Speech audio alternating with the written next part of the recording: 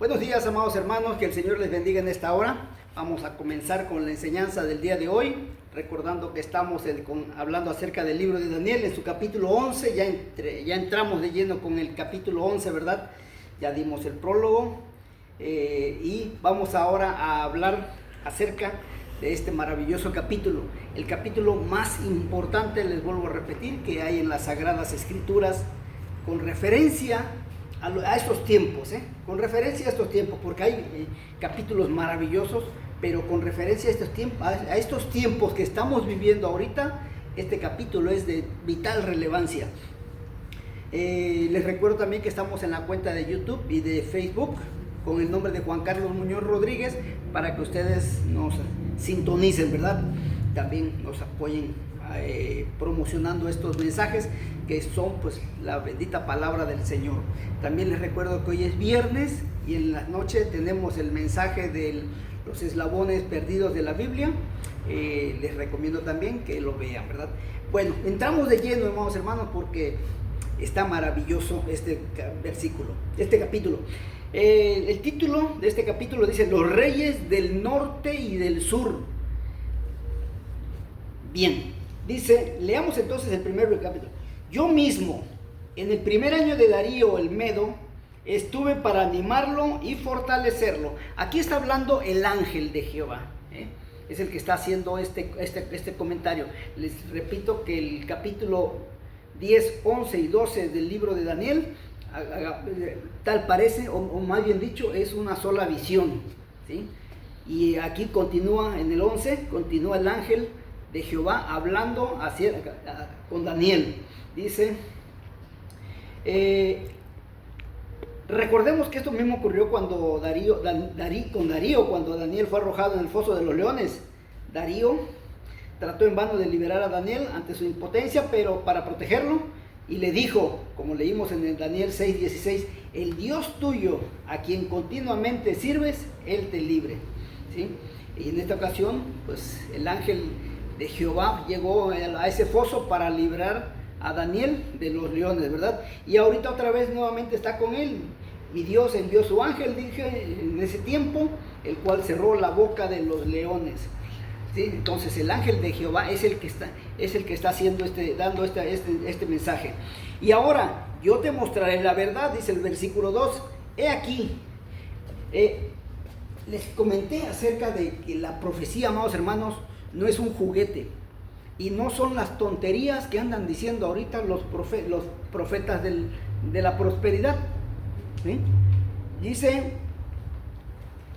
pongan atención a lo que dice el ángel, porque nosotros ya hablamos de que hay escritores, ¿verdad?, que no aceptan el libro de Daniel porque dicen, no es posible que una persona como Daniel haya podido ver hacia un futuro y lo haya detallado tan delineadamente.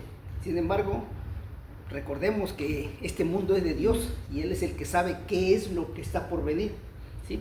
Entonces, aquí dice, yo te mostraré la verdad. He aquí que aún habrá, fíjese lo que dice, habrá 3 reyes en Persia. El cuarto será de grandes riquezas más que todos ellos, y al hacerse fuerte con sus riquezas, levantará a todos contra el reino de Grecia. Miren, aquí estamos hablando del reino vamos a tomar en base la estatua de Nabucodonosor. Nabucodonosor era la cabeza era de oro, era una sola persona, pero después habla acerca de los 2 reyes, de los medos y los persas, caracterizado, ¿verdad?, por un oso. Curiosamente, fíjense nada más cómo se compagina las Sagradas Escrituras con la profecía, Dice, he aquí habrá 3 reyes en Persia. Estas 3 costillas que tiene aquí es lo que tipifica que los medos y los persas iba a haber 3 reyes, ¿sí?, después de Ciro, después de Ciro y obviamente de Darío también, ¿sí? Y el cuarto será en grandes riquezas más que de todos ellos. O sea,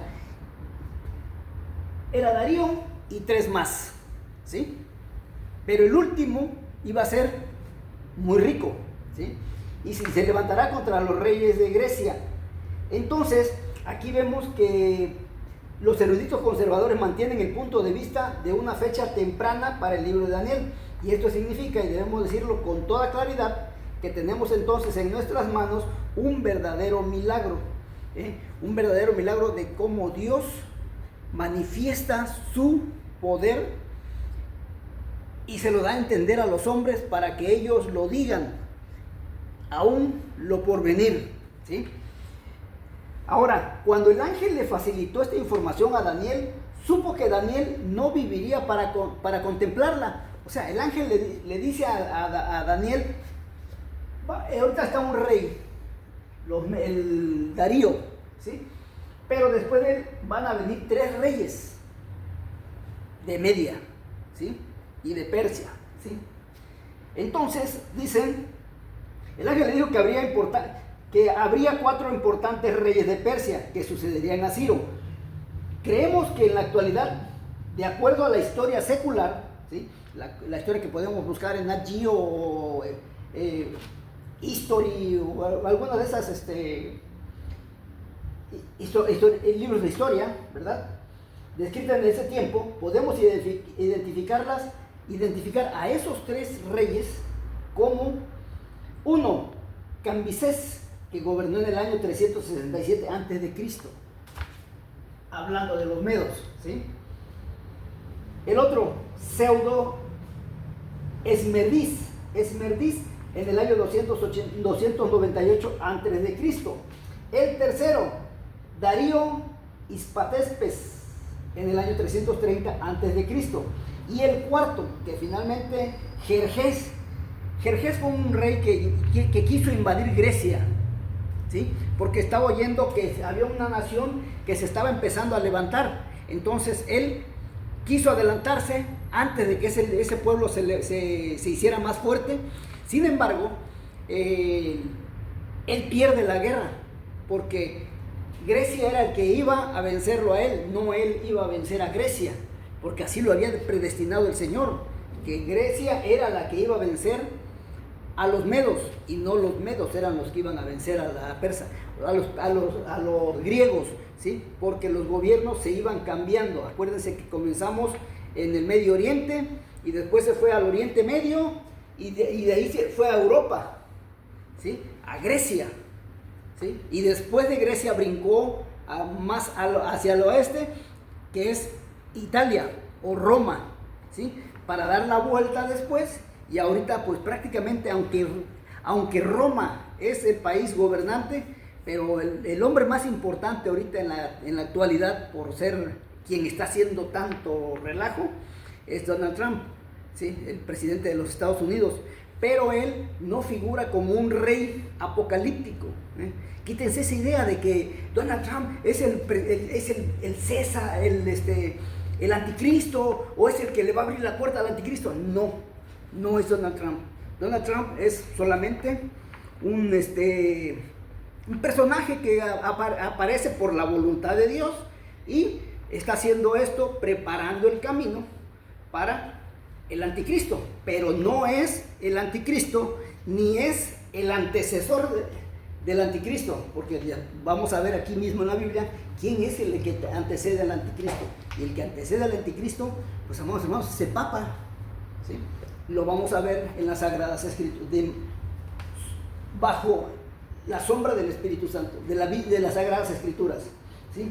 Entonces, los medos y los persas pierden la batalla frente a los griegos, pero solamente en esa ocasión. Pero ya los medos y los persas ya no se volvieron a levantar más. Sin embargo, ahora viene el siguiente versículo, el versículo 3 de este capítulo 11, dice: se levantará luego un rey valiente, el cual dominará con gran poder y hará su voluntad. ¿Quién era ese ese siguiente rey del tercer reino mundial, de acuerdo a la estatua de Nabucodonosor? No, era Alejandro el Grande, ¿sí? Alejandro Magno, el rey de Grecia, ¿sí? Este era el que asumiría el dominio del poder mundial como la tercera nación de la figura de Nabucodonosor. Dice el 4, pero cuando se haya levantado su reino, pongan mucha atención a esto que viene, que es muy impresionante. Dice, será quebrantado y repartido hacia los 4 vientos. ¿Qué significa hacia los 4 vientos? Que este reino tendría 4 cabezas, ¿sí? Y 4 alas, que tipificaban a sus generales, los que lo acompañaban en sus conquistas, ¿sí? Pero pongan aún más atención a esto, Dice, no a sus descendientes, o sea, no le iba a dar su reino a su hijo, sino a esos cuatro hombres. Y la Biblia nos los está diciendo, Daniel lo está diciendo aproximadamente 250 años antes de que esto suceda, ¿sí? Ni según el dominio con que él dominó, porque su reino será arrancado y será para otros aparte de ellos.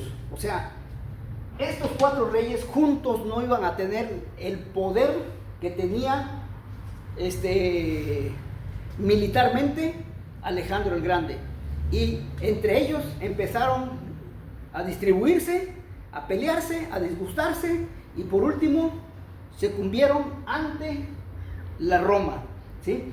Los 4 generales que menciona esto, las 4 cabezas o las 4 alas, ¿sí? También tienen su nombre de acuerdo a la historia universal. Está Casandro, uno, se apoderó de Macedonia. Lisimaco tomó Asia Menor, que corresponde a la Turquía contemporánea. Seleuco Nicanor tomó Siria y el resto del Medio Oriente. Y Ptolomeo, como cuarto, tomó a Egipto. Así fue como se dividieron estas 4 familias, que acabaron luchando entre ellas, y al final todas ellas perdieron sus reinos cuando los romanos marcharon hacia el este. Vinieron los romanos, los vencieron, y entonces entraría en vigor el 4º reino mundial, que ese es el que vamos a ver posteriormente. Pero aquí hay algo muy interesante, la profecía. Amados hermanos, la profecía es algo maravilloso, ¿sí? Porque nos dice tal como van a suceder las cosas, no tal como sucedieron, ¿sí? Por eso la fe es por creer, no por ver, sino es por creer. Y la profecía, por ejemplo, fíjense nada más, hay un detalle muy interesante que les quiero comentar. Hoy en día, ningún profeta, ninguno,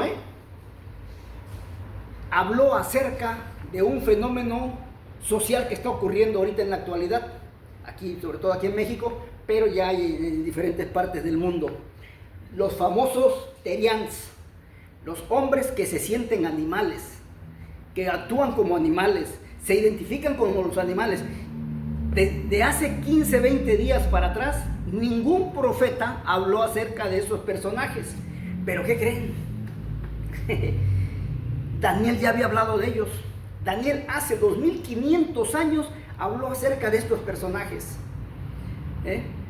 los terians, ¿sí? Y hubo un personaje que los caracterizó, ¿sí? ¿Y de quién estamos hablando? Del rey Nabucodonosor. El rey Nabucodonosor, Dios lo castigó, aquí tenemos la figura, ¿sí? Dios lo castigó haciendo sentirse como un animal, vivir como un animal, ¿sí? Actuar como un animal. O sea, los terians no son gente de ahorita o de hace 15, 20 años. Los terians existen, amados hermanos, porque así nos los menciona el libro de Daniel con respecto a Nabucodonosor, ¿sí?